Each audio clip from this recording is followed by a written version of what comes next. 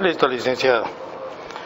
Le había estado diciendo de que el motivo por el cual nosotros le estamos visitando es primeramente presentar el equipo que nosotros estamos conformados. Somos una asamblea ciudadana. La compañera es la jurídica. El compañero arquitecto también es el señor secretario. El compañero es vocal. ¿Y quién le habla? El presidente. Entonces, el motivo, como le había dicho desde un principio, es para que usted nos dé una presentación de su plan de trabajo. ¿Cómo lo va a hacer? ¿Con qué medios lo va a hacer? ¿Y en qué tiempo lo va a hacer? Eso querríamos que nosotros nos explique y nos dé su visión hacia de sus proyectos para su candidatura en caso de que usted gane.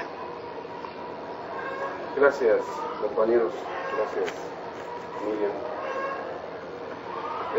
A mí me hubiera gustado que sea al revés, que sean ustedes del Tribunal Inquisidor, que sean ustedes quienes topen los temas diversos de acuerdo a la visión que ustedes como Asamblea Ciudadana tienen.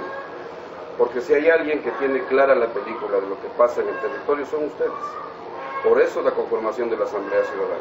Por eso es que ustedes saben perfectamente qué es lo que está sucediendo en cada sector, qué es lo que está pasando en cada área, tanto en la parte urbana como en la parte rural.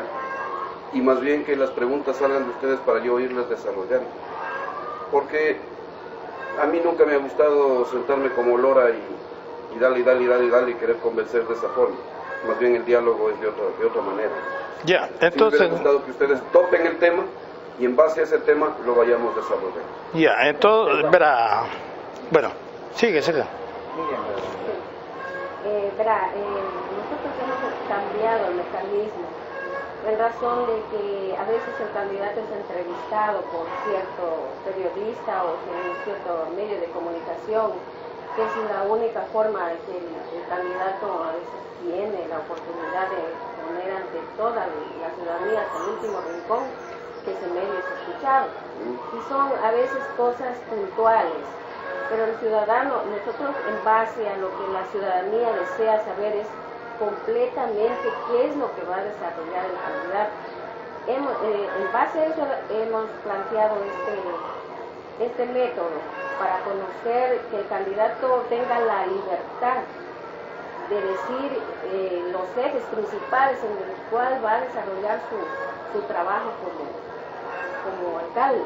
Y nosotros conocerlo y también la ciudadanía lo va a conocer detalladamente, que es el candidato el que lo diga, porque él va a ejecutar eso, y a ver si es que se enfoca a la necesidad de la ciudadanía.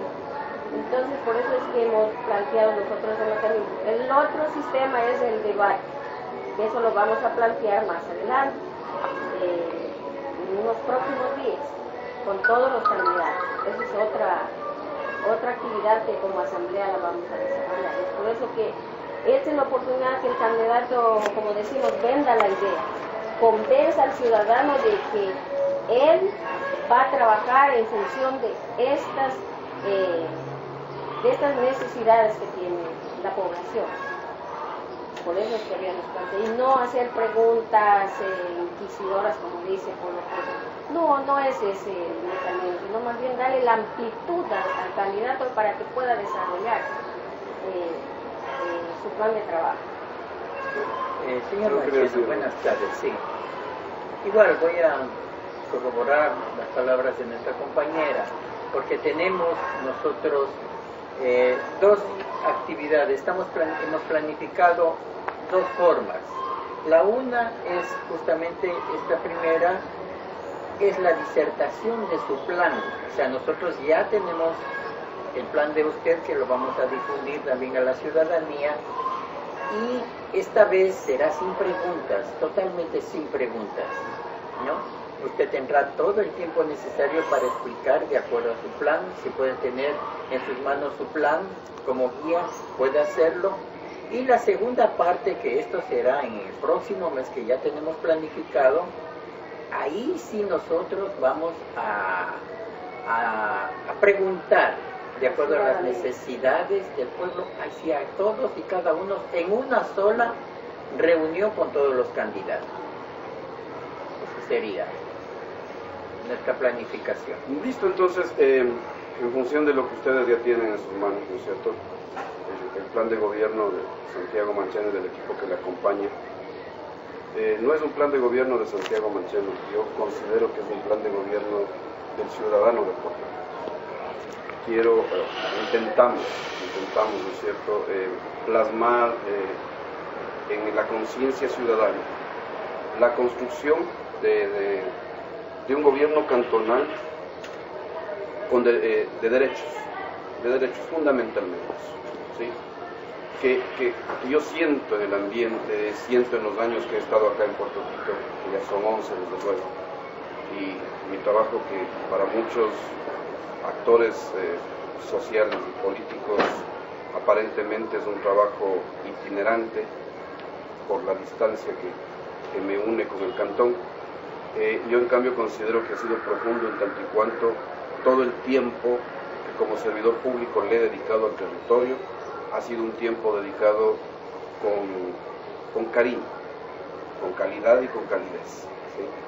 Pero en el transcurrir de ese tiempo he visto, he palpado, creo que no es ajeno a la ciudadanía, que el puertorriqueño parece que ha asumido una postura de estirar la mano cuando se trata de reclamar sus derechos. Y el estirar la mano le convierte en clientelar, le convierte en populista, ¿no es cierto?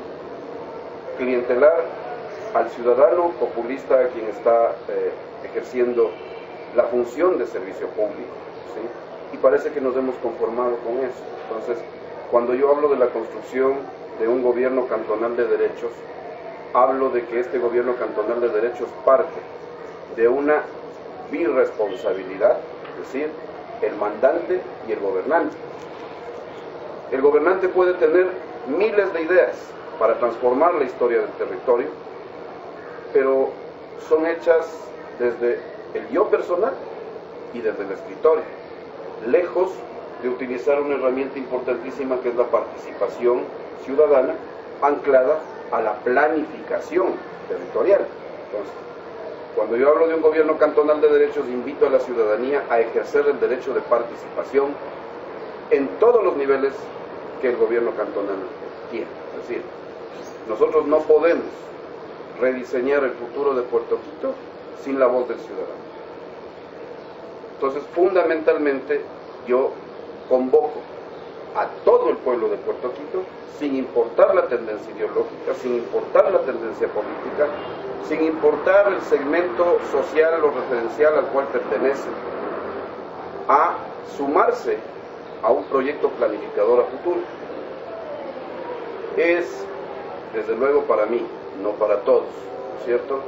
Sería irresponsable seguir manejándonos en una nueva administración, en un nuevo proceso, con los datos estadísticos que nos arroja el censo 2010, por ejemplo. Porque el censo 2010 han pasado ya 11 años, estamos arribando al año 12. Y el censo 2010, por ejemplo, en el caso de la población del cantón, nos habla de 21.000 habitantes. Nosotros estamos conscientes de que no somos 21.000. Vamos arribando a los 25, 26, bordeando, ¿sí? Y que al 2030 esto superará los 30.000 habitantes. Entonces, el crecimiento de densidad poblacional implica también un crecimiento acelerado de la demanda de servicios y de atención a las necesidades múltiples que se desarrollan, tanto en la zona urbana como en la zona rural. Aparentemente, digo aparentemente porque el mapa está ahí, ¿cierto?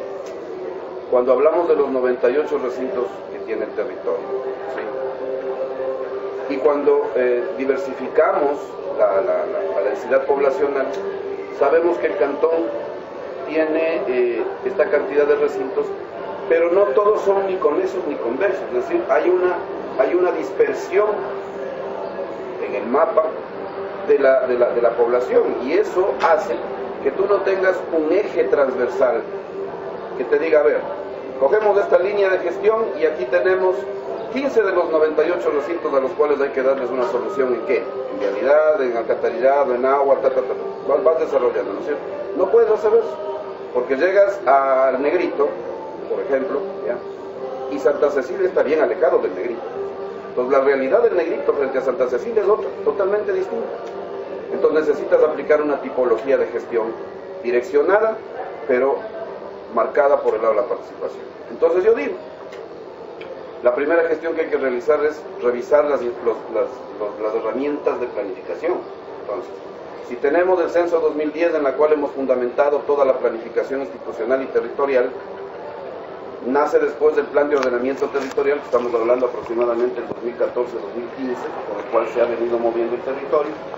Tienes el plan de desarrollo provincial, que también asume parte de la responsabilidad de Puerto Quito, anclado en un momento al Plan Nacional del Buen Vivir, ¿sí? Y ahora intentas anclar al plan Toda una Vida, pero lo intentas anclar desde lo existente, no es esa la realidad.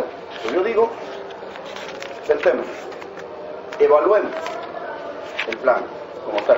Primero el plan de ordenamiento territorial, lejos de la planificación nacional, no es el momento, pero evaluemos cómo está el plan de ordenamiento territorial Puerto Quito 2014-2025. ¿Ya? El momento que tú evalúas, conceptúas el plan y dices, ¿qué del plan se ha cumplido de aquí a acá por periodos de gestión? ¿Qué de aquí a acá? ¿Qué de aquí a acá? ¿En qué momento estamos? Entonces dices, a ver, ahora sí, revisemos todo esto que se convierte en muchos de los casos en una entelequia puesta en el papel. ¿Cumplió o no cumplió la expectativa ciudadana? ¿Llegó o no llegó al cumplimiento de las metas, de los objetivos que se plantearon en el plan? Pues inmediatamente exiges una redefinición de este plan, pero no la redefinición que como técnicos o como gobernantes nosotros podríamos definir. No. Necesitamos a los actores sociales, con el plan en la mano, que revisen y que se sientan identificados. A mí me tocaba a mi sector en el 2016 se supone que tenían que construirme, por decirlo, un parque, ¿ya? Porque eso aparecía en el plan. No hay el parque, no existe. En el desarrollo integral de la cabecera cantonal, el plan de regeneración urbana debía estar terminado para esta fecha. Debía estar terminado, ¿no es cierto? Regresas a ver y no lo encuentras, ¿no es cierto? Y con esto no quiero decir que hay que buscar culpables, porque el político lo que menos tiene que hacer es buscar culpables. Lo que tiene que hacer es sentarse a pensar qué va a hacer sin necesidad de buscar quién fue el culpable de que se hizo o no se hizo. Porque en el que se hizo o no se hizo hay un montón de factores, ¿ya? Y entonces, una vez que redefines el plan, tampoco te vas a pasar los 4 años planificando a través del cantón, ponen una fecha de inicio. Desde el momento en que la nueva autoridad se sienta a trabajar, 120 días, convocado a todos los ciudadanos del cantón, de la zona urbana, de la zona rural, de todos sus componentes económicos, productivos, sociales, de intervención, de seguridad, de mujeres, de adolescentes, de jóvenes, todos integrados en mesas de trabajo absolutamente diversificadas para evaluar esto y para tener una nueva herramienta de gestión y de desarrollo. Ya no al 2025, olvidémonos que existe un plan al 2025, tenemos que proyectarnos al 2030. Y el momento que nos proyectamos al 2030, elaboramos una herramienta de planificación y de desarrollo que tiene que irse cumpliendo, así como decía el compañero, plazos, ¿no? Plazos establecidos, que no vuelva a convertirse en una letra muerta en un libro. Y entonces sí, vamos definiendo qué de cada uno de los segmentos se tienen que ir desarrollando en el primer año, en el segundo año, en el tercer año, y aquellos que forman parte de una planificación anual, importantísimo considerarlos como tal. Aquellos que forman parte de una planificación plurianual, estamos hablando ya no de 1, sino de 2 o de 3 años, y aquellos que forman parte de una planificación a largo plazo, también hay que ponerles los tiempos y los límites. Es decir, cuando tengamos un nuevo proceso electoral y una nueva autoridad venga, ya no tienen por qué inventarse el agua tibia, señores, porque la ciudadanía, no los que se están yendo, la ciudadanía determinó los plazos y los tiempos en los cuales el cantón tiene que desarrollarse en esto, en esto, en esto y en esto. Y entonces, ¿qué decimos ahí? Ya no es un plan escrito y puesto ahí en el escritorio del municipio, es un mandato ciudadano. Sí, la asamblea que ustedes dirigen, ¿no es cierto?, forman parte de ese mandato ciudadano. Mandato que no nos estamos inventando. Hace 20 años atrás, cuando recién empezábamos a elaborar los planes de desarrollo de la provincia de Pichincha, yo podría decir que fue más que un invento, una necesidad histórica de planificar y ordenar los territorios, tanto en las parroquias como en los cantones, de tal forma de que tengas una articulación de gestión, de desarrollo y de ejecución. Hoy por hoy, cuando en ese tiempo nosotros planteábamos la elaboración de los planes de desarrollo, recuerdo claramente que fue un compromiso asumido en base a la experiencia boliviana, que tuvo un éxito bastante fuerte en cuanto a la planificación territorial. Hoy es un mandato porque está en la Constitución, lo dice el COTAR, lo señala el Consejo de Participación Ciudadana, que son los veedores de que la planificación se aplique, que no nos quedemos dormidos con el libro ahí guardado, no, si no es el libro de Petete, no, es la planificación del pueblo, es la planificación del desarrollo de la gente. Y entonces eso se convierte en un mandato ciudadano, tan auditable, tan fiscalizado y tan auditado socialmente a través de las veedurías, que tiene un peso rotundo el momento en el que tú aplicas la necesidad de revocar el mandato a las autoridades si no se cumple el mandato ciudadano. Por eso les decía, el plan de gobierno es un plan conceptual que la gente debe entenderlo, ¿sí?, lejos de que mientras planificamos se vayan ejecutando las obras y proyectos que la autoridad saliente ha dejado planificado y ha dejado desarrollado, e independientemente de eso, también empezar a trabajar en obras y proyectos que son urgentes. O sea, no se trata del capricho de la gente, decir, no, aquí me tiene que construir esto porque usted me dijo. No. Lo urgente, lo necesario y lo prioritario tiene que estar enmarcado. El primer año de gestión, yo creo que aquel candidato que no esté claro en esto está perdido realmente, ¿no? Pero igual no pienso señalar con el dedo a nadie. Ustedes han escuchado mis intervenciones, yo no quiero entrar en la danza del insulto, del agravio, de la prepotencia, de ese tipo de cosas, porque el pueblo de Puerto Quito está cansado de pasar circo tras circo. No, el pueblo quiere escuchar propuestas. Entonces, aquellos que no estemos conscientes de que el primer año de gestión no vamos a hacer nada, estamos jodidos. ¿Por qué? Porque tienes un presupuesto prorrogado, que ya la autoridad actual te deja armando, ¿no es cierto? Que se puede hacer una X, Y, Z reforma mínima en función de la necesidad territorial y de la priorización que tengas en ese momento, se puede hacer. Pero el real ejercicio de tu gestión aparece después del segundo año de mandato, pues. Cuando ya has planificado el primero, que te dejaron distribuyendo el presupuesto, te dejaron diciendo cómo vas a gastar y con quién vas a gastar. Entonces, aquel que no tenga clara esa parte de la película y que no le diga a la gente realmente qué es lo que está pasando, entonces estamos perdidos. Aquí hay que pisar en el suelo y saber en dónde estamos parados, ¿no es cierto? Pero independientemente de eso, les decía yo, que además de la planificación institucional, tenemos que ir concretando las cosas que son, desde el concepto de gobernabilidad, necesarias. Lo primero ya les señalaba, la redefinición del plan de desarrollo. Lo segundo es una reforma institucional seria, ¿sí? Una reforma que implica, a veces se confunde la gente y habla, cuando le dices reingeniería de procesos, todo el mundo pone las antenas al aire, ¿no? Y dice, hijo de madre, reingeniería de procesos, nos jodimos, ¿no? Aquí cae Tirio y Troyano y se fue todo al caño. O sea, ¿y dónde están mis puestos de trabajo? ¿Y qué va a pasar con el municipio? No, aquí no va a pasar nada. Lo que hay que hacer es ordenar la casa a través de un orgánico institucional serio, nuevo, porque no quiero decir que lo que está terminando está malo, No, es el modelo de gestión el que ya se agota a partir de un tiempo. Todo modelo de gestión tiene un principio y tiene un final.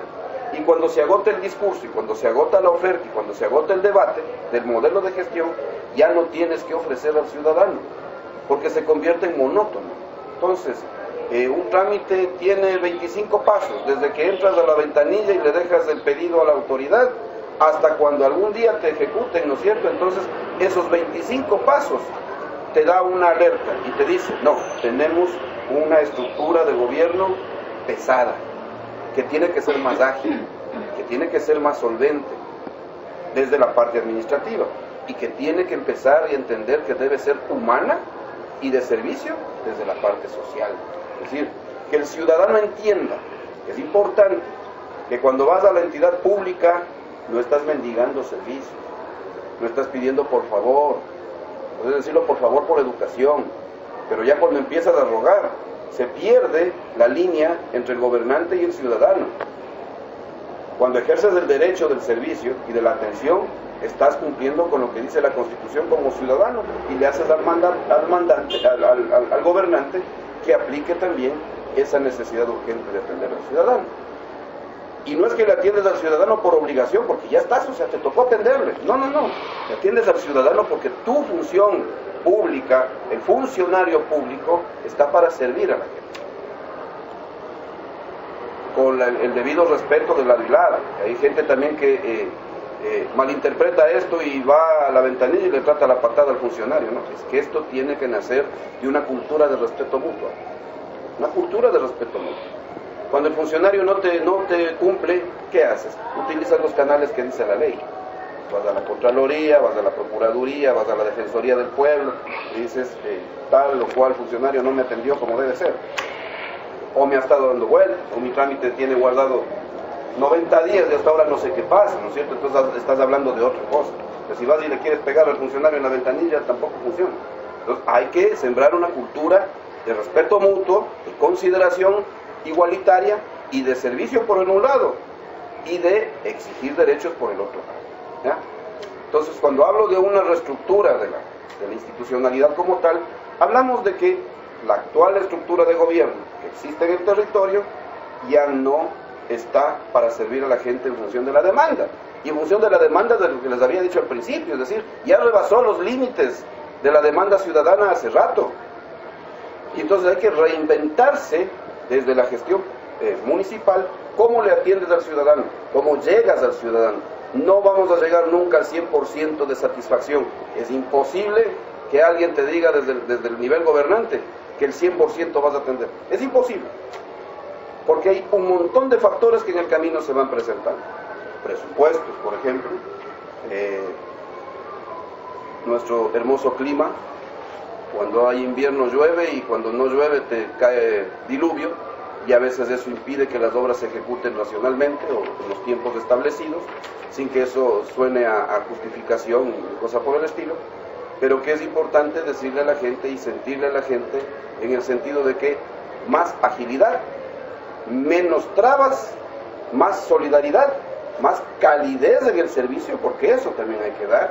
Mucha gente que viene de lejos, los funcionarios a veces ni siquiera se ponen a pensar a qué hora salió el ciudadano para llegar a la oficina pública a pedir su atención, y le tratas mal. Entonces, ¿qué dice el ciudadano? Yo no vuelvo más, ya veré cómo hago.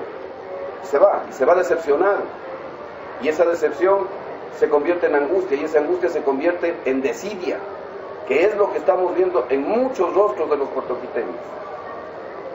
Frente a eso, planteas una nueva estructura. El marco de esta estructura te permite también diferenciar la tipología de servicio.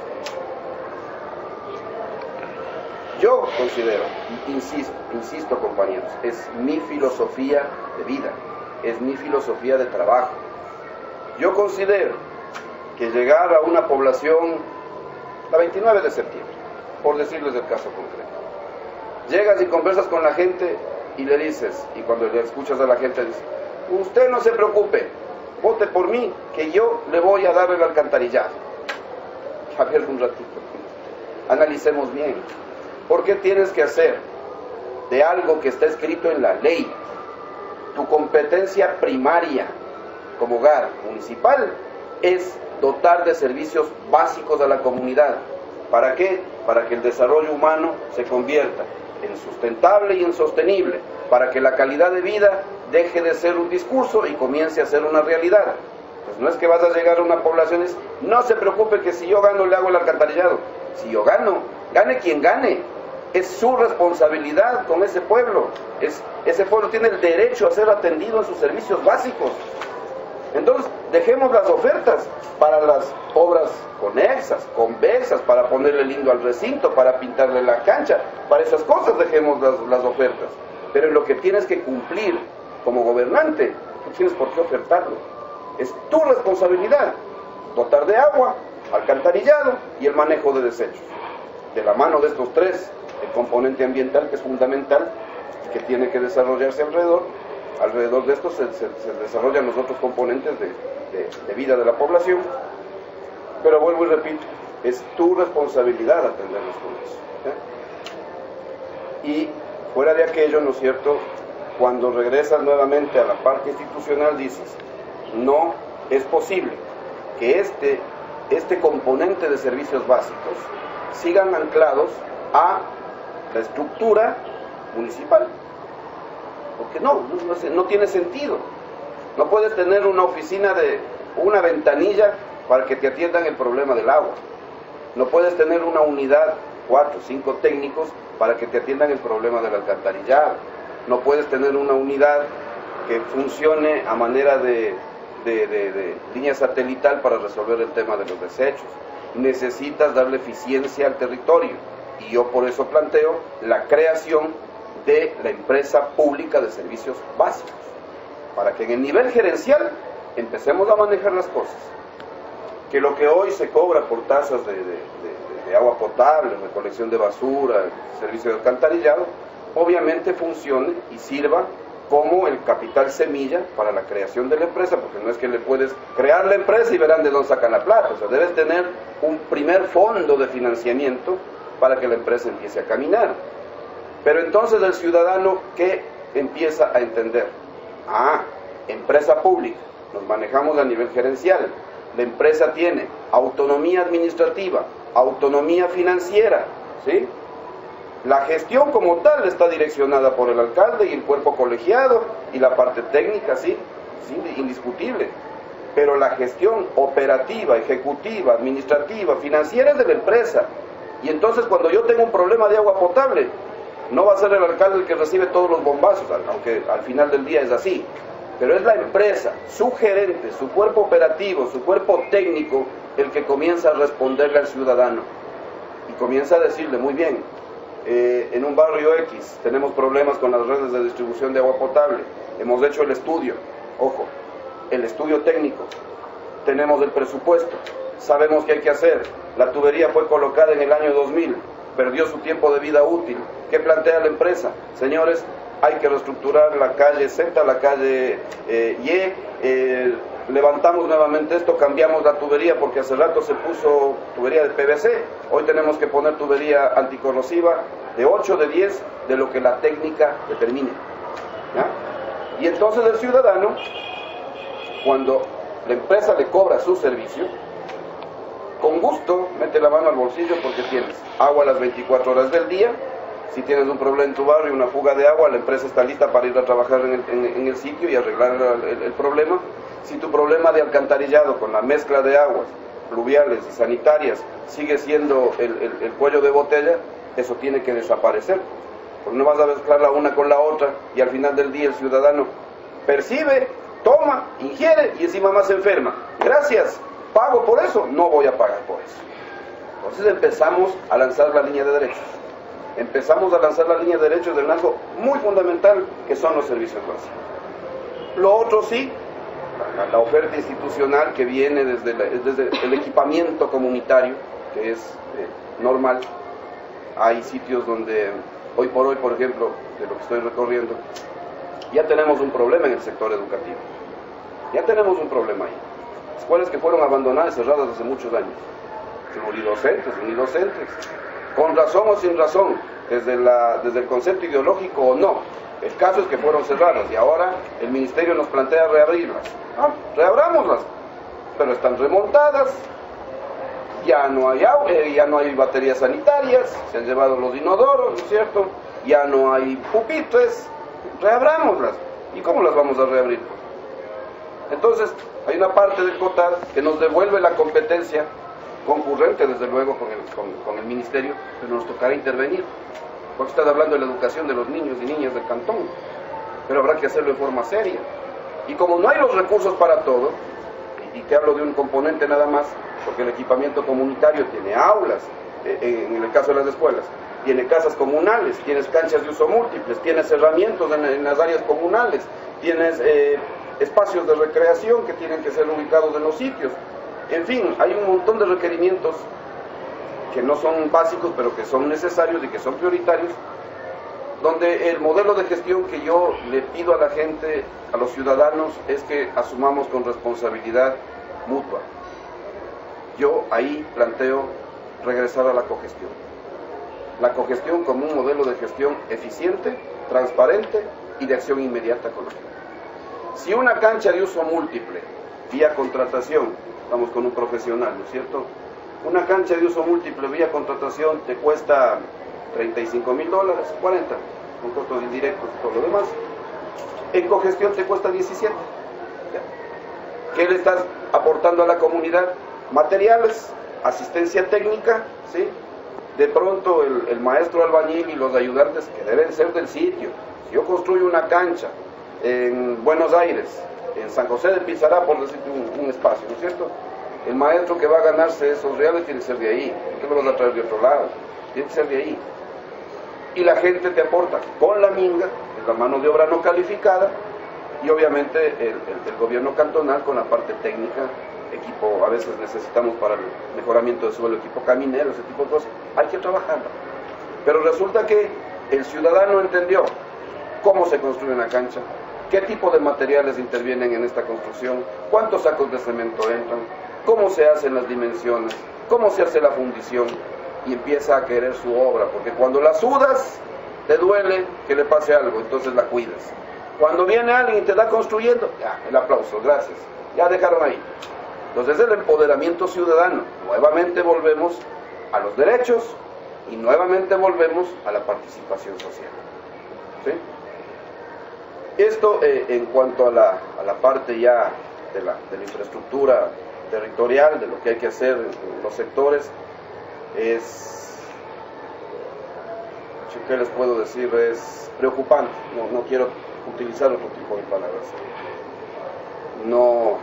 Yo insisto en que no tengo por qué señalar a la actual administración como culpable de nada, no lo pienso hacer, con respeto a quien ha estado al frente del GAT municipal, primero como autoridad y segundo como dama, porque hay que saber respetar y dignificar la política, pero sí es preocupante en el caso de servicios básicos. La cabecera cantonal tiene un plan maestro de alcantarillado. ¿Cuántos ciudadanos del territorio conocen ese plan maestro de alcantarillado?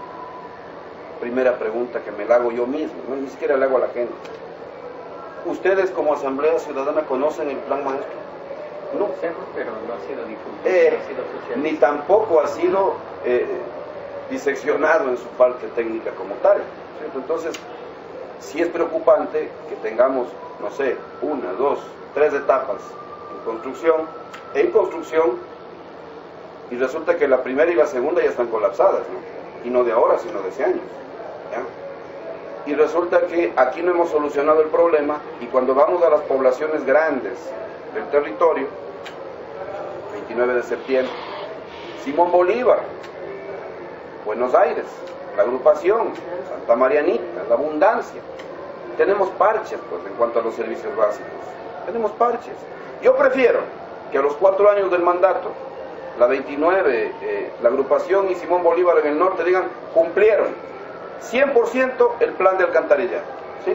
Prefiero eso a que de todos los lados me digan, aquí mandaron 10 tubos, acá 20 tubos, acá 8 tubos, y ya estamos, ¿no? Entonces, todo el mundo contento. No se trata de contentar a todos, se trata de que la gente salga satisfecha en la gestión y en la ejecución de obras, pero completas, pues al 100%. Llegas a la agrupación Los Ríos, está hecha la tercera etapa, Y cuando llueve todo el agua se regresa. ¿Por qué? Porque la planta de tratamiento no se hizo en el sitio que debía hacerse. ¿Qué denota eso? Una falta de planificación. Y una falta de planificación sin proyección. Entonces, esos problemas son los que hay que solucionarlos. No es que vas a entrar a decir, ya veremos cuándo. No, no, no. Te toca hacerlos como sea. Cuando me hablaban del presupuesto y de dónde vamos a sacar la plata, el presupuesto municipal, ¿a cuántos llegan? ¿8? ¿Bordeando los 8 millones? Entre muertos y heridos, digo, presupuesto general del Estado y las tasas que el gas municipal tiene, los ingresos, ¿no es cierto? ¿Cuál es la deuda? La deuda es alta. Entonces resulta que el presupuesto te va a terminar quedando para las colas, ¿no? ¿Y qué tenemos que hacer? Levantarnos de los puestos, pero con proyecto en mano, estudios técnicos claros, bien definidos, ¿sí? Bien estructurados, y empezar a golpear las puertas internas y de la cooperación internacional. Porque resulta que si hay cooperación internacional que te resuelve los problemas económicos cuando tienes que presentar. Ahora, si vamos con un cuadro rayado a mano y vemos qué pasa si es que nos dan la plata, te dicen, bueno, está bonito está lo que tiene en la cabeza, pero quiero planos, quiero ver qué pasa, quiero analizar técnicamente si efectivamente es, quiero ir al territorio. Entonces, cuando comprometo a mi equipo de trabajo, a los compañeros y compañeras que me acompañan como concejales, y les digo, adicional a lo que dice la Constitución, ustedes son legisladores y fiscalizadores, pero también quiero que sean gestores, no solo legisladores y fiscalizadores. No quiero que cuando estemos haciendo el programa de alcantarillado, tengo 2 inspectores de ambiente viendo si efectivamente se está poniendo o no los tubos. No, no, no. Quiero gestores de desarrollo en el cuerpo colegiado. Gente que salga, si tiene que salir del país, que salga del país, proyecto en mano, a buscar los recursos. Porque no es fácil conseguir los recursos. A veces te cogen y dicen a la autoridad, ya está, no, verá dónde saca la plata. Y verá cómo le hace. No, no, no.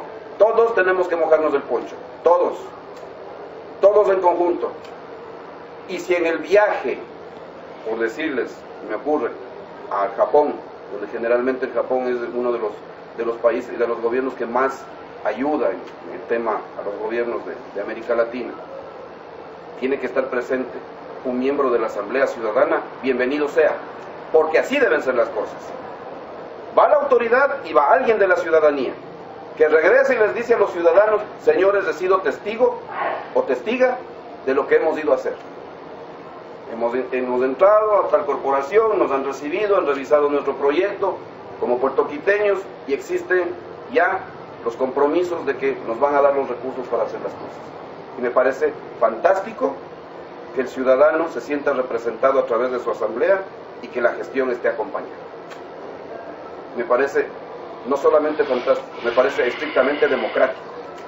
Estrictamente democrático. Y la verdadera auditoría social nace en el pueblo, ¿no? Ahí nace la verdadera auditoría social. Entonces, claro, los recursos que hay acá no nos van a alcanzar, cierto es, pero hay que golpear las puertas, hay que trabajar en eso, hay que levantarse de los sitios, y vamos hacia afuera, y vamos a buscar recursos, para poder cumplir con expectativas ciudadanas. Y de ahí, obviamente, lo que les estoy comentando, no solamente el tema de la solución a los servicios básicos tiene que ser puntual, y estrictamente necesaria, sino atendida como tal, sino que también hay cosas que se tienen que construir con el paso del tiempo, asimismo en forma planificada, que el cantón necesita desde eso. Cuando yo hablo de que Puerto Quito necesita un terminal terrestre, no es sacado ni de la galera ni de la maleta. Es una necesidad que parte también del plan de recuperación del centro urbano. ¿Sí? Porque tenemos que mejorar la movilidad. ¿Cómo? ¿Cuál es la realidad que ahora vivimos? ¿Qué pasa en la Pedro Vicente Maldonado? Cuando viene 1, 2, 3, 4 buses al mismo tiempo, ¿no es cierto? Y eso se convierte en una anarquía impresionante, con los riesgos que eso implica. No solamente la inseguridad que nosotros conocemos como regular, ¿no? Y ahí empiezan riesgos con los ciudadanos por el mismo tráfico que generas alrededor de esto, ¿sí? Y tienes malestares alrededor de la gente que vive, pues. Y entonces resulta que ya no tienes una calle, ahora tienes un puesto anárquico, donde nadie sabe qué hacer, y los pitos de los carros en las orejas de los ciudadanos. Eso también es violentar el derecho de la gente. Eso también es atentar contra uno de los derechos ambientales del ciudadano. Los cornetazos al lado tuyo el rato que estás cruzando, no sabes si correr o pararte o qué pasa, o se te viene el carro encima. El smog que generas alrededor, estás matando a la gente del sector. Entonces, hay que poner, no digo un freno, pero sí la herramienta planificadora que te dice, señores, ustedes ahí no me paran, o sea, tienen su terminal terrestre, acá estamos ordenados, acá estamos trabajando. Y obviamente la construcción del terminal terrestre también genera ordenamiento en el sector informal. Quieres tener tu patio de comidas adecuado, limpio, digno para la gente que trabaja y para la gente que va a servirse sus alimentos. Y entonces las calles comienzan a despejarse, comienzas a tener un ambiente sano, visual, auditivo, pulmonar. Comienzas ahí sí a ver una regeneración del centro. Entonces, es una de las obras que tienen que ejecutarse en el territorio y que me he comprometido ahí sí a trabajar denodadamente hasta que se cumpla como tal. Cuando hablamos de la, y perdón que me salte porque el tema va anclado siempre va anclado lo estructural con lo económico y con lo social. Nada de las obras que se ejecuten en el territorio no pueden ser vistas desde el ser humano como eje central del desarrollo y desde la capacidad económica del pueblo. Cuando tú generas construcción, estás generando fuentes de empleo. A veces la gente malinterpreta y dice, ¿cuál de estos ganará? Y hay 200 en el municipio, nos merecemos meter 200 más. No se trata de eso. No se trata de inflar el presupuesto estatal. Se trata de tener la iniciativa para que la gente, el ciudadano de Puerto Quito, tenga acceso a fuentes de empleo. La construcción es una de las principales fuentes de empleo. Aquí tenemos excelentes maestros albañiles, plomeros, electricistas, y por último, si no están profesionalizados en la rama artesanal, los ayudantes, los jornaleros están aquí. Es gente de este pueblo que necesita llevar el pan de su mesa todos los días. Y si el proyecto te dura 6-7 meses, son 6-7 meses que la gente va a comer. Y que ya le diste una alternativa de trabajo. ¿Ya? Cuando hablamos de proyectos de esta naturaleza, no hablo solamente del terminal terrestre, porque hay cosas que en el sentir ciudadano, que aunque parezcan superfluas, ¿no es cierto?, no lo son. Entonces, cuando yo hablo de que tenemos que recuperar a través de una redefinición del estadio de Puerto Quito, sentándonos en la mesa de trabajo con la liga cantonal, con las autoridades, con todos, abriendo el naipe y diciéndoles, a ver, compañeros, si va a haber inversión pública en esto, tenemos que poner las reglas del juego claras también. Pero es que la reconstrucción del estadio no es un capricho del puertoquiteño, se convirtió en una necesidad, y en una necesidad histórica, porque resulta que a nadie se le ocurrió, creo que ni al Club Deportivo Puerto Quito, se le ocurrió en un momento, a ellos sí, porque estaban trabajando para eso, ¿no es cierto?, entonces algún rato tenían que darle, pero a nadie de los externos del club se les ocurrió que íbamos a llegar a la categoría B del profesionalismo ecuatoriano. A nadie. Si hubieras planificado, ¿no es cierto?, no nos pasaba lo que nos ha pasado. Y cuando yo digo que nos cogieron con el calzón abajo, es así. Hay que decir morochamente cómo son las cosas. Subes de categoría. Y el día que viene la Federación Ecuatoriana de Fútbol dice, aquí van a jugar ustedes. No, señores, fuera de aquí. ¿Quién ha perdido un año entero?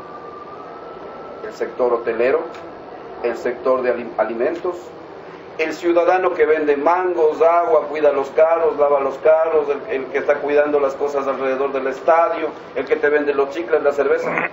Todo Puerto Quito ha perdido económicamente, todo Puerto Quito. Puede ser cualquier equipo que venga a jugar, desde el más grande hasta el más chico, pero ninguno de esos viene con menos de 500 personas a ver a su equipo. Ninguno de esos. La Universidad Católica viene con 150, si es que es el caso. Y de los equipos de la B, el Olmedo de Riobamba te trae 300 personas. ¿Y esos 300 en dónde terminan después de que se acaba el partido de fútbol? Recorren la playita del Caoní, vienen al centro, entran a los restaurantes, se dan una vuelta, se toman un helado. Si no tienes plata te comes un pan de yuca con un yogur. pero de centavo en centavo, la economía local se mueve. Sí, se reactiva inmediatamente. Eso hemos perdido en un año entero. Irresponsablemente, yo pienso, no es que yo pienso, le estoy diciendo al puertoquiteño, hay que recuperar el estadio. Si el club, ahí viene la otra parte, si el club, por las circunstancias en las que le han colocado, tampoco son culpables los directivos, ¿no es cierto? Pero si por las circunstancias en que le han colocado ya no regresa, ya no es un problema del puertoquiteño, pues, ni del club tampoco. Porque los que sabemos y estamos acá, estamos conscientes de que esta es tierra de campeones. Y porque aquí hay semillero, un hermoso semillero de deportistas. Y si nos toca volver a cero, volvemos de cero. Y empezamos de cero. Lo más hermoso es que los escalones del desarrollo no se suben de 5 en 5, sino de 1 en 1. Y si tenemos que volver de cero, lo hacemos. Y si tenemos que volver a pelearnos en el zonal, en el provincial, en el territorial, hasta que regresemos, lo vamos a hacer. Pero ya no nos van a coger con el calzón abajo. Esa es la diferencia. Tendremos un estadio adecuado, digno del puertoquiteño, para recibir a quien tenga que recibir y jugar en nuestro territorio. Eso es pensar en el inmediato y en el futuro. Y pensar en el puertoquiteño como tal. Seguimos en el aparato productivo y seguimos dando trabajo a la gente, ¿no es cierto? Seguimos generando economía local. Y cuando seguimos en el aparato productivo, y yo planteo generar 4 polos turísticos en el sector, pero polos turísticos que se desarrollen y que tengan no solamente la imagen interna, sino la imagen externa, y que le convenzcamos al de afuera. Tenemos que convencerle al de afuera que no solamente en los libros dice Puerto Quito el cantón de la biodiversidad, no dicen los libros. Queremos que vengan y que vean que efectivamente somos biodiversos, bioculturales, etnoculturales. Necesitamos que nos conozcan de frente y de lleno quién es y cómo es el puertoquiteño. Os planteo 4 ejes turísticos fundamentales: norte, sur y nororiente, es decir, piedra de vapor. El gobierno de la provincia construyó una vía de 10 kilómetros asfaltada, hermosa, porque estuve al frente de ese proyecto. Ustedes recordarán, los viringos y el viringuitos, los puentes eran metálicos, puentes baile, ¿no es cierto? Hoy son puentes de hormigón, complementan la vía. Y cuando llegas al final, a piedra de vapor, ¿qué dices? ¿Qué decimos? Nos encontramos algo así, abandonado, muerto en su concepto físico y muerto también en el concepto humano, porque no encuentras ahí nada que te atraiga. Lindo la vía, no, ya llegamos. Conozcamos la piedra de vapor, no hay problema. Llegas, preguntas a alguien, ¿dónde queda la piedra de vapor? Sí, dice, sigue ese caminito de ahí, ya. Si está lloviendo y estás de suerte, no te rompes el pie. Llegas a la famosa piedra, famosa porque todo el mundo conoce o sabe de Puerto Quito por la piedra. Y después de eso, entraste por un chaquiñán mal hecho, ¿no es cierto?, que no tiene nada. Entonces, cuando yo digo, creemos un centro turístico en piedra de vapor, de construcción mixta, hormigón y natural, cañaguadúa, bambú, el material tradicional de nuestra zona, un hermoso sitio donde puedas recibir al turista, ¿sí?, donde los emprendimientos tengan cabida, donde tengas uno de esos con chocolate, otro de esos con nuestros licores, otro de esos con la fruta de la zona,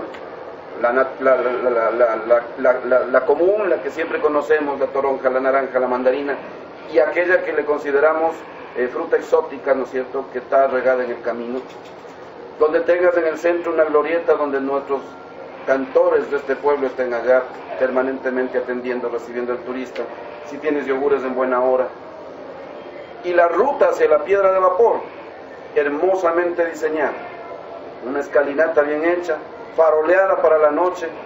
Si el turista vino tarde, le gustó y se quedó, al final del día, en toda la ruta de piedra de vapor, tienes hospedaje ecológico, natural, hermoso. Te quedaste nomás, ¿ya? Conociste la piedra de vapor de otra dimensión. Esto genera trabajo, primero en la construcción y luego permanente, porque comienzas a desarrollar la idea del turismo comunitario. No queremos que le atienda al turista a otra persona que no sea el dueño de la comunidad, el que se siente con el turista y le cuente la historia.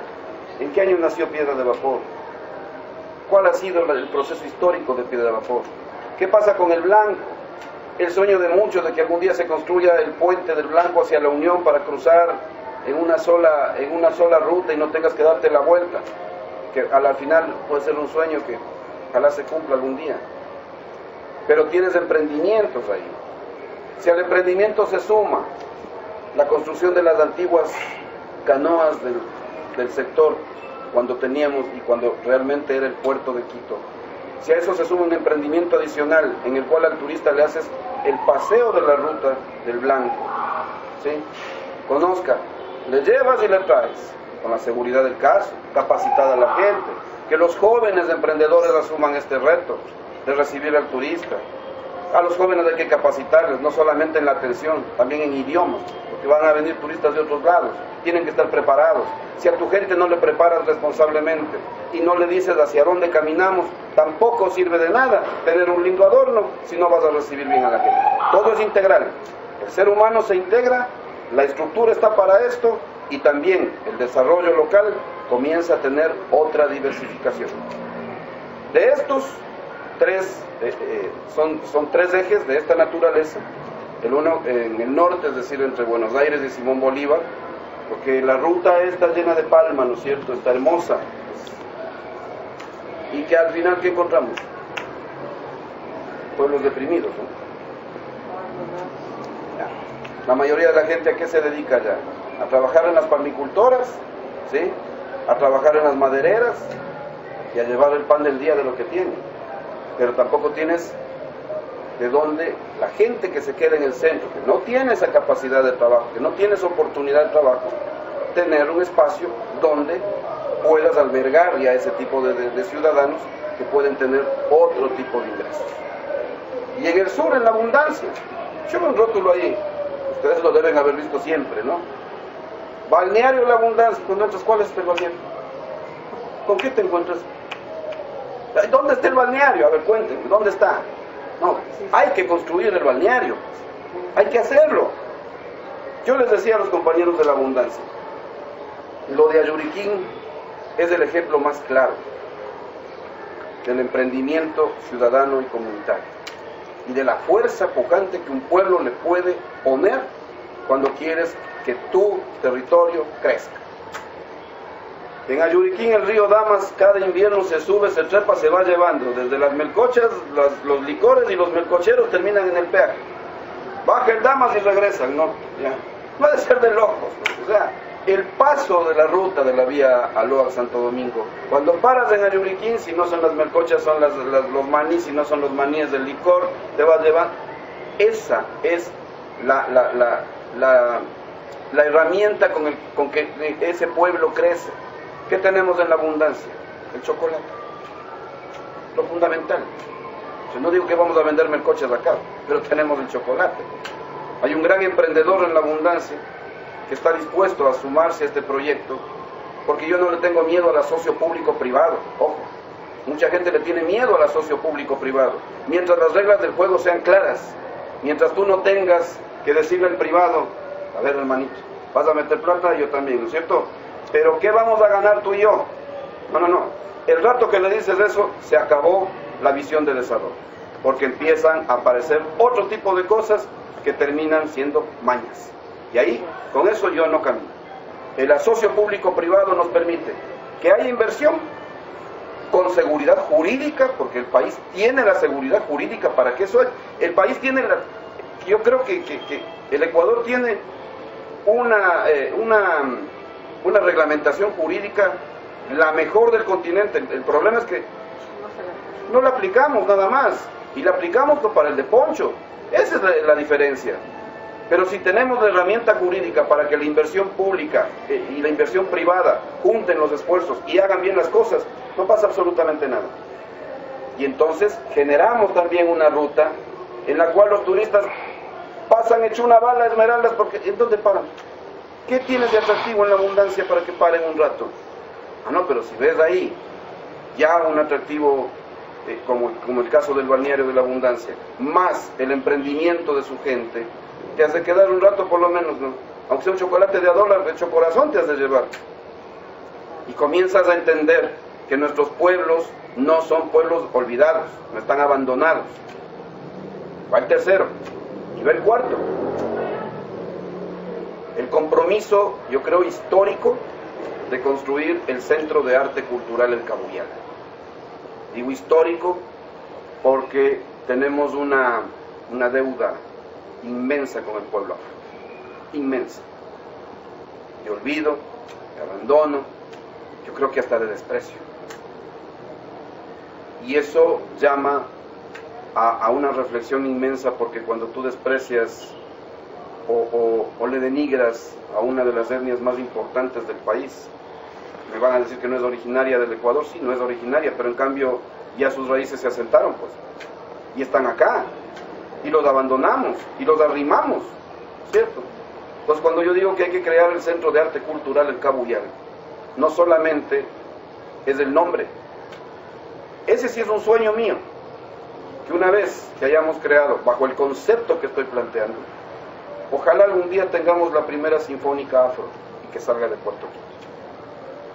Porque cuando yo planteo crear el Centro de Arte Cultural El Cabuyal, con su misma gente, con sus líderes, con Doña Uva, con el Wellington, con la gente que trabaja ahí, ellos tienen que encargarse de forjar y de formar niños, de niños a adolescentes y adolescentes a hombres, ¿sí? Desde lo cultural, desde la música, desde la danza, desde la pintura, desde el arte, desde el desarrollo histórico, sin importar que sean afros, blancos, mestizos, cholos, de donde hayan venido, sin importar eso. Pero que empiecen a formar niños que desde la cultura comiencen a rescatar la sociedad. Y una vez que rescatas la sociedad, comienzas a rescatar también la raíz histórica de este pueblo. Y a más de eso, ¿no es cierto?, que las compañeras del Cabuyal, gente que trabaja en el Cabuyal, también tenga sus emprendimientos para recibir a los de afuera. El delicioso encocado que preparan ahí, quién sabe, los que vamos de vez en cuando y que nos comemos porque nos invitan, pero que venga el de afuera y prueben, pues. Los artesanos, los muchachos que trabajan con sus manijas, con sus cosas, no tienen equipo, pues hay que dotar de equipamiento. No con eso quiero decir que les estamos dando pescando, no, pero la primera entrada, si ustedes forman un emprendimiento, dice, yo creo que nos va a ir bien si hacemos llaveros de bambú, con el bambú que se desperdicia, con las maderas que se desperdician, ¿no es cierto? Pero ¿cómo le hago? No tengo la maquinita que da la figura al bambú. ¿Cuánto cuesta la máquina? $500. Se regresan a ver entre todos, ¿no? Y quedó el sueño ahí. Pero si tú, a manera de socio comunitario, les dices, muy bien, van a hacer llaveros, ¿qué necesitamos? La máquina que hace las figuras, la que le pule, la que le pinta, todo. ¿Cuánto cuesta todo? $10,000. Listo, señores, empecemos a trabajar. Pero que conste que ya tienes el capital semilla en equipo, no es que le das la plata, en equipo, para que el emprendimiento comience a caminar. Y entonces la gente se siente incentivada y sabe que ahora sí tiene la herramienta para trabajar. Y lo mismo que decíamos en Piedra de Vapor, también ahí. La ruta del Caonías y el Macallares, guiado por su gente, capacitados en seguridad, capacitados en deportes extremos, porque el que viene de afuera le encantan nuestros ríos porque se prestan para el deporte extremo. Lo que les da es miedo porque nadie les dice cómo meterse y cómo actuar, ¿no es cierto? Y el rato que te das el totazo en la piedra no sabes cómo le sacas de ahí, pero te fuiste nomás. Pero si tienes los jóvenes, la gente capacitada del sector, tienes la seguridad y la garantía de que estos muchachos te están cuidando, te están enseñando, te están protegiendo y te sirven como lo que eres, un turista que viene a saber qué pasa en Puerto Rico. Y la redefinición del balneario La Playita del Caoní. Ayer en lo que yo leía después de mi intervención en la radio, alguien me decía, no me acuerdo quién, ¿y por qué si el gobierno provincial de Pichincha puso plata y construyeron junto al municipio no definieron un modelo de gestión? Algo así, ¿no? Entonces quise responderles, pero después ya no dije nada. El gobierno de la provincia de Pichincha ha colocado ahí $750.000 en cuatro asignaciones de diferentes etapas. Pero porque fue un compromiso del gobierno provincial en tanto y cuanto este proyecto estuvo contemplado y sigue siendo contemplado en el plan de ordenamiento territorial que tenemos. ¿Pero por qué está contemplado ahí? Porque el icono del balneario La Playita tiene pues una relación histórica con el proceso turístico del territorio. Lo que yo considero que ha fallado es el modelo de gestión aplicado, ¿sí? Porque no podemos tener semejante inversión ahí, que dicho sea de paso, el gobierno provincial transfirió los recursos al municipio en estas 4 etapas y el municipio es el contratante, y no nos metemos nosotros. El proyecto es municipal, lo que haces es aportar para que el proyecto sea construido, ¿sí? Pero resulta que la playita se llena solamente en carnaval. Y en carnaval es una locura porque todo el mundo llega, ¿cierto? Y el resto del año. De vez en cuando viene alguien, se mete ahí en la playita, come alguna cosita y se va. Necesitamos darle vida permanente. Y cuando hablo de cambiar el modelo de gestión, considero que deberíamos tener un icono en Puerto Quito similar o parecido a la ciudad mitad del mundo, donde todos los fines de semana tienes arte, cultura, investigación, deporte, actividades diversas, artesanías manejadas por los mismos emprendedores, ¿no es cierto? Pero todos los fines de semana tienes actividad. Entonces, todos los fines de semana sabes que alguien te va a llegar, porque el rato que llegue el primero y se regrese y dice, oye, allá en Puerto Quito, qué bestia, qué baile, la marimba, los emprendedores, la comida, no es cara, te atienden bien, si medio te fregaste pie en el río, alguien te estuvo ahí para socorrerte, no pasa nada con la seguridad porque tienes ahí gente que inmediatamente está cuidando tus cosas. Es decir, dinamizar ese sector es dinamizar la cabecera cantonal, pues. Pero no es cuestión de dinamizarla desde la visión que en este momento tiene. Hoy, por ejemplo, yo no he investigado a fondo, ¿no es cierto? Pero sé que quienes antes eran propietarios de las cabañas que hoy existen, ahora son arrendatarios. Entonces, ¿qué pasó? ¿Dónde está la inversión pública? ¿Sí? No hay que confundir cuando yo digo no voy a atacar absolutamente a nadie ni tengo por qué señalar con el dedo. Cuando yo digo a ustedes, no hay que confundir el respeto a la autoridad, a la persona que está, a quienes han manejado esto, no hay que confundir con silencio que después se convierte en impunidad y en complicidad, ¿sí? Porque lo primero que hay que hacer, con todo el respeto del mundo, es pedirle al señor Contralor del Estado que inicie exámenes especiales de Contraloría a la gestión y exámenes especiales a los proyectos que más inversión han tenido por parte de los organismos del Estado. Los servidores públicos no podemos ser jueces y parte. Los servidores públicos tenemos un juez natural que se llama la Contraloría del Estado. Entonces, una vez que tu requerimiento cae en manos de la Contraloría, problema de los señores, cómo me resuelvan el tema, ahí habrán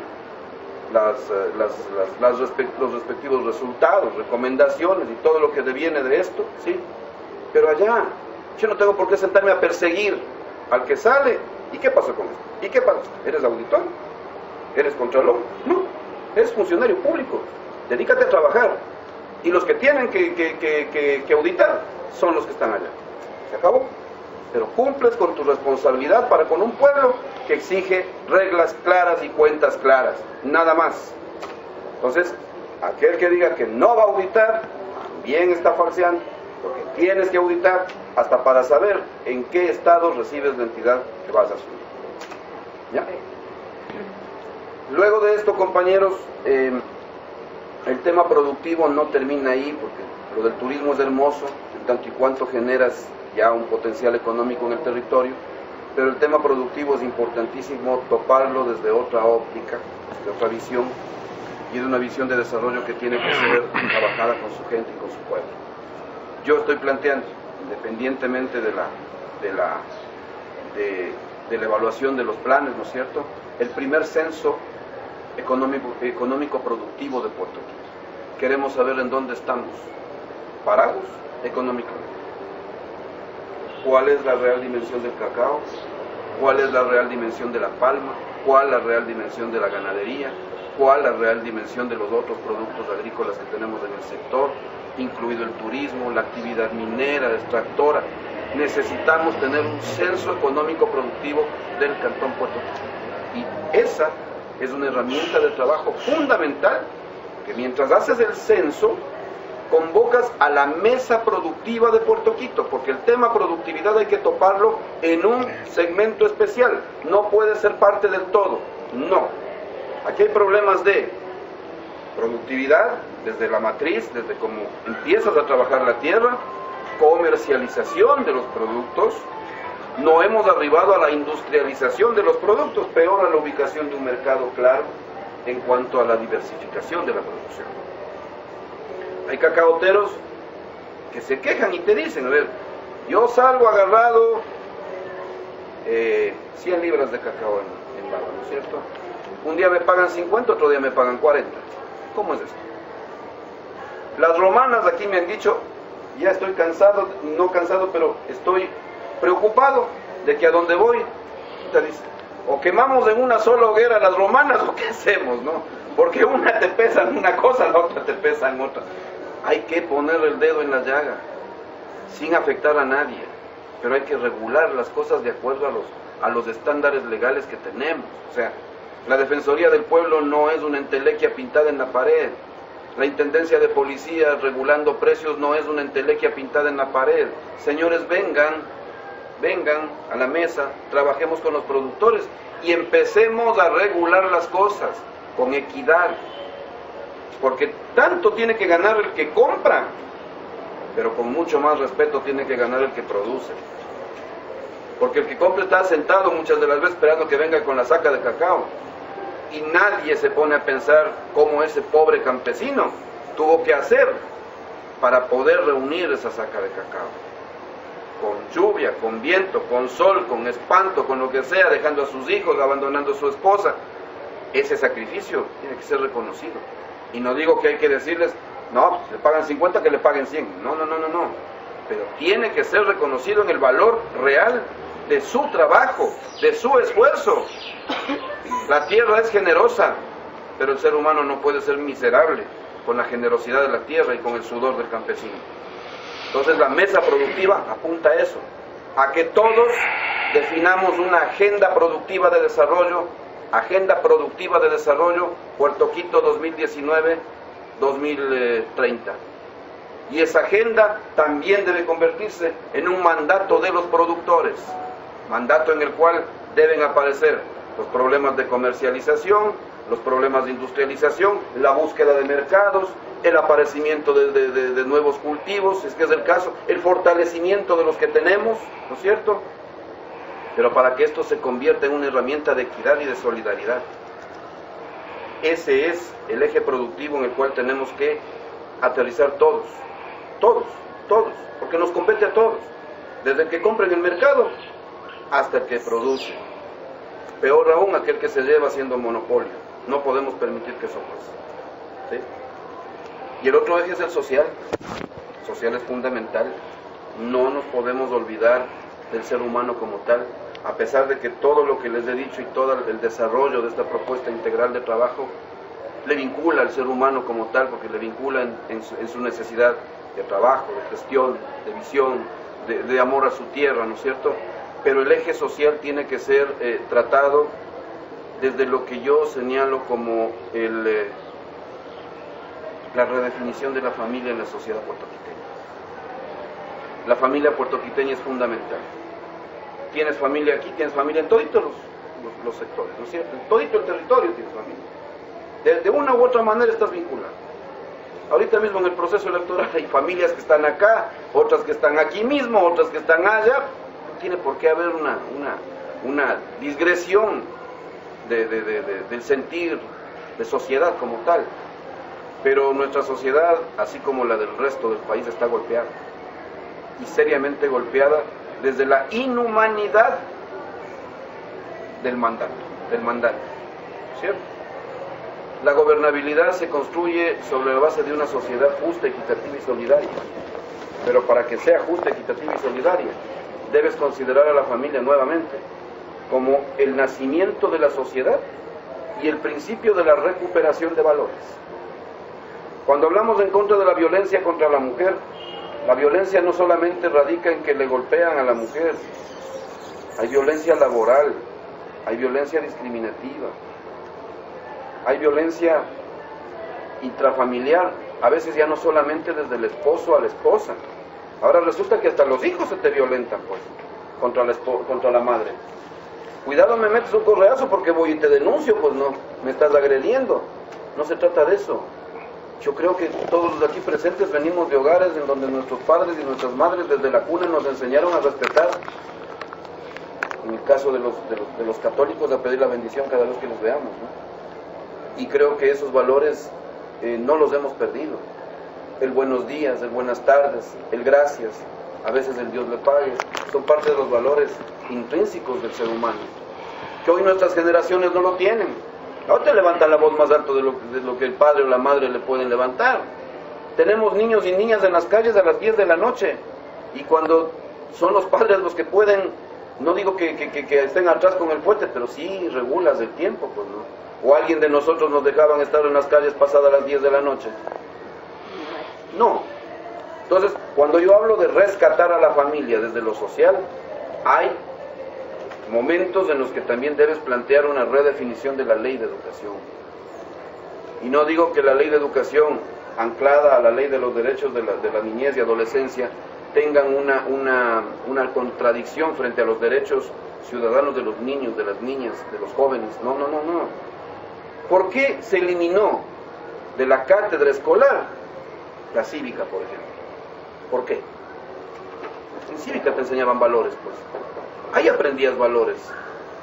¿Por qué se eliminó de la cátedra superior de bachillerato la ética como materia? ¿Por qué se eliminó eso? Hoy estás creando jóvenes con mentalidad económica. Tienes que ser profesional para que tengas plata. No. Tienes que ser profesional para ser un excelente ser humano, para que vivas con lo que te da tu profesión sin pisotear a nadie. Ese es el concepto real de la educación sensata. No, ahora tienes que ser profesional, porque verás, si quieres tener plata, entonces llegas a la universidad, te profesionalizas y ahora sí, no importa que vayas pisando a cualquiera, pero tienes que crecer y tienes que llegar a lo alto para que tengas lo necesario. ¿Qué es lo necesario? Hacienda, fincas, carros, plata en las cuentas. No. Lo necesario es tener un hogar formado, con hijos que se estén formando, una casita, porque es el derecho de tener una vivienda para tu familia, y no la opulencia. Pero la sociedad en la que estamos nos empuja hacia la opulencia. Y cuando te empujan a la opulencia, no importa qué hagas. Y entonces vienen los otros condimentos de esta sociedad disparada, ¿no es cierto? Tienes que llegar, métete en cosas turbias para que tengas plata fácil. Si tienes que llegar, no importa si le vendes el alma al diablo y si le traicionas a tu amigo para que él se quede sin trabajo y vos te quedes con el trabajo, no pasa nada, eres vos. Entonces comienzas a crear una sociedad personalista alrededor de la economía de mercado y de esta cosa que se llama globalización e interdependencia, que lamentablemente nos afecta a toda América Latina, no solamente al Ecuador. Y en pueblos como el nuestro es peor todavía, porque empiezas a verle al de al lado con una envidia, ya no es sana. Jamás, ¿y cómo así yo? ¿En qué quedé? Pues, ¿no? Y entonces la sociedad comienza a bifurcarse. Entonces yo planteo trabajar a través de la plataforma de derechos, con mujeres, con adolescentes, con niños, con niñas, con adultos mayores y con la edad promedio de los seres, de los habitantes del territorio. Porque todos debemos entender que tenemos una constitución de derechos que se deben cumplir en la cabalidad y en la extensión de su palabra. Y cuando digo que hay que reintegrar a la familia, hay que recuperar los espacios recreativos de cada uno de los recintos, que están abandonados muchos de ellos. Tenemos parques construidos en la época de Rafael Reyes, hablo del año 86, cuando la unidad coordinadora construyó los parques de La Abundancia, la 29, Puerto Quito y otros sectores. Ya no son parques, pues. No me van a decir que los árboles que están ahí son nativos, porque no son nativos, son adornos. Hay que poner árboles porque sean nativos, primera cosa. Y segunda, los parques tienen que ser inclusivos, totalmente inclusivos, donde el niño, el joven, el adulto mayor, la esposa, el esposo se sientan identificados con su entorno. Y hasta ahora el nuevo miembro de la familia, que es el de 4 patitas, también tenga su espacio, ¿sí? Entonces tienen que ser inclusivos, con otra visión, donde las esposas a las 8 de la noche al sonar un equipo de sonido estén haciendo bailoterapia sin necesidad de inscribirse en ningún otro lado, sino que en su barrio, en su recinto, estén trabajando. ¿Por qué estamos haciendo qué? Cuidando la salud de las mujeres del barrio. No solamente se les cuida cuando se les... No comerán fritos, cuidado con el colesterol, no. Hay que cuidarles integralmente, que se sientan activas, que se sientan físicamente bien, que los niños estén disfrutando en áreas específicas para ellos, donde no necesitas poner los juegos infantiles tradicionales de metal, porque a veces resultan un atentado para la vida de las criaturas, pero sí puedes hacer juegos inclusivos construidos con el material de la zona, ¿sí? Donde tengamos la posibilidad de una tienda que no es administrativa, sino más bien una especie de área consultiva para las mujeres, para los hombres, nutrición, por ejemplo, alimentos sanos, tips de vida cotidiana, o sea, donde te estés preocupando del ser humano. El ser humano hay que cuidarlo, hay que integrarlo y hay que tenerlo como parte de este entorno natural y social que cada recinto debe tener en cada sector. Y hay que recuperar eso. Es una inversión grande. Muchos dicen es un gasto. No. Cuando piensas en el ser humano es inversión. No podemos mezclar nunca. Gasto cuando te compras una gaseosa. Inviertes cuando haces que el ser humano no se tome la gaseosa, se tome una limonada hecha con los limones que caen de tu árbol. Es inversión, ¿sí? Cuando hablamos de una vinculación del gobierno cantonal con los modelos de gestión, de salud y de educación, tenemos que intervenir desde el concepto. No es que vamos a hacer obra física, no.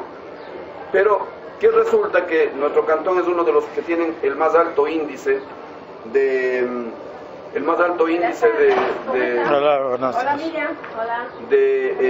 maternidad temprana. Y no estamos diciendo que cuidado, vamos a convertir en monjas a nuestras niñas. No. Sexo responsable. Cuando hablas de eso te quieren meter en la sala de Torquemada, ¿no? Y te quieren declarar ya de una vez, si te queman mejor. Pero cuando hablamos de guiar a la juventud para que no cometan los errores de otros, para que no se trunquen sus vidas tempranamente, para que sientan que su espíritu, que es joven y que tiene que volar y que tiene que crecer, lo hagan pero con libertad, pero con una libertad que tenga cuidados adecuados para que no te pase otra cosa. Muchas de las veces el Ministerio de Educación, ay, ¿ustedes por qué se van a meter? ¿Quién les ha dicho? Y ustedes están educando en esto, no lo han hecho, pues. Solo, y entonces, pasamos me permiten nomás saludarles.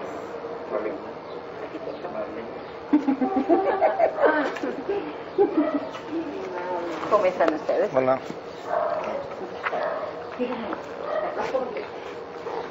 Y entonces, no lo han hecho.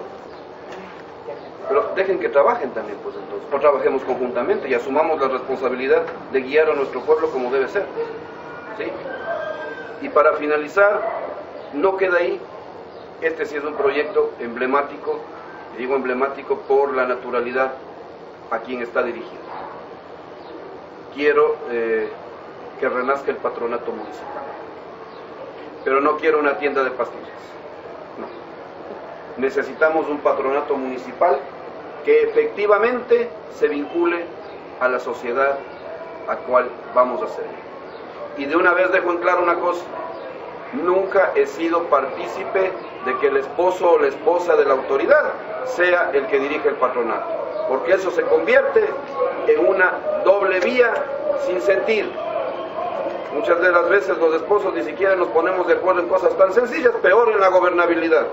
Esto tiene que ser gerenciado por alguien que tenga la capacidad de hacerlo, un externo del seno del gobernante, totalmente externo, alguien con la capacidad de gerenciarlo, y también en términos gerenciales. Yo no quiero un patronato que todos los meses del año llegue al municipio y diga, ¿qué fue? Pues mi presupuesto, necesito para pagar sueldo. No. Tenemos que tener un patronato también como si se tratara de una gestión a manera de empresa, ¿no es cierto? Pero que tenga también administración desconcentrada desde lo financiero, desde lo administrativo, desde lo público, desde la gestión. Y cuando digo que no quiero una tienda de pastillas, también estoy dispuesto a golpear las puertas de la cooperación internacional, porque mi anhelo es tener por lo menos unas 4 unidades móviles de la mujer equipadas, que tengan lo necesario para atender lo que más les golpea en este tiempo a las compañeras mujeres: los problemas de cáncer de mamas, los problemas uterinos, el prenatal y el postnatal, que sean monitoreadas en el territorio, que sean monitoreadas en el campo donde ellas están, porque no tienen la capacidad de salir a las grandes ciudades a hacerse atender.